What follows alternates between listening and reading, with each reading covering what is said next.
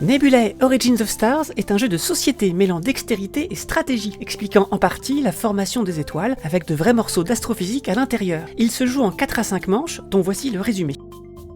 Phase 1, préparation de la manche. On commence par dévoiler les cartes étoiles en jeu pour la manche. On distribue 2 cartes perturbation par astronome et on désigne l'observateur, l'observatrice et on lui confie le mug. Plus tard, ce sera la personne qui a perdu la manche. Cet astronome choisit le nuage initial et le place au centre du plateau nébuleuse. Phase 2, pari des cubes de gaz. Dans cette phase, on parie la quantité de gaz que l'on va réussir à placer dans la nébuleuse, à commencer par l'astronome qui possède le mug.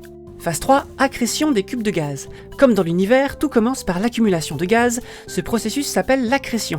Chacun tente de placer son nuage de gaz, représenté par un polyomino du nombre de cubes de gaz qu'il ou elle a parié, à commencer par l'observateur, l'observatrice, et comptabilise sa contribution en cubes de gaz dans sa réserve de gaz sur son plateau observatoire. On alterne ensuite les phases 2 et 3 tant que la nébuleuse ne s'est pas effondrée.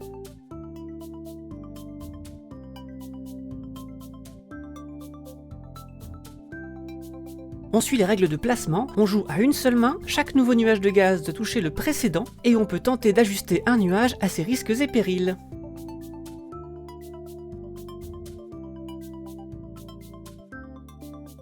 Les cartes perturbation sont là pour modifier le cours du jeu et apporter de l'instabilité supplémentaire à la nébuleuse. Elles peuvent apporter des bonus ou des malus selon la façon dont elles sont jouées.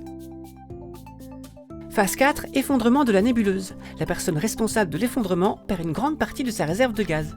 Quand la nébuleuse s'effondre, comme dans l'univers, des étoiles s'allument. C'est le moment de convertir le gaz accumulé en cartes étoiles, chacun peut en acheter une, certaines offrent des cartes perturbation, et ne pas acheter de cartes étoiles offre également 2 cartes perturbation. Au terme des 4 à 5 manches, l'amas d'étoiles le plus peuplé, le plus coloré et le plus massif rapporte les points de connaissance amenant à gagner la partie.